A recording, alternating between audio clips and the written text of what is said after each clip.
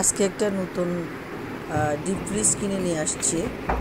তো এটা ওই ডিপ ফ্রিজ কিনে নিয়ে আসি, পুরানোটা আসলে সেল করে দিয়েছি। তো ওটার যে মাংস বা মাছ মাংস যা ছিল রেফ্রিজারেটারে রেখেছি। এই নতুন ফ্রিজটা কিনে নিয়ে আসলাম। এটার একটু বড় নিয়ে আসলাম। আগেরটা ছিল আমার 250, আর এটা হলো 311 লিটার। তো এটা একটু বড়, বেশ নিয়ে আসলাম। তো এটাতে যা এখন ওই রেফ্রিজারেটারে যেগুলো রেখেছি, ওই মাংস মাছ এগুলো সব এখানে রাখবো।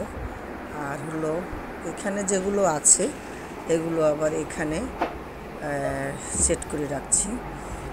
টমেটো ফ্রিজ আপ করেছি এবং গাজর কুচি করে কিছু গাজর ফ্রিজ আপ করেছি। এই যে গাজরগুলো, এগুলো রাখবো এখন। এই যে গাজরগুলো। তো আজ মোটামুটি দৌড়াদৌড়ির মধ্যেই ছিলাম।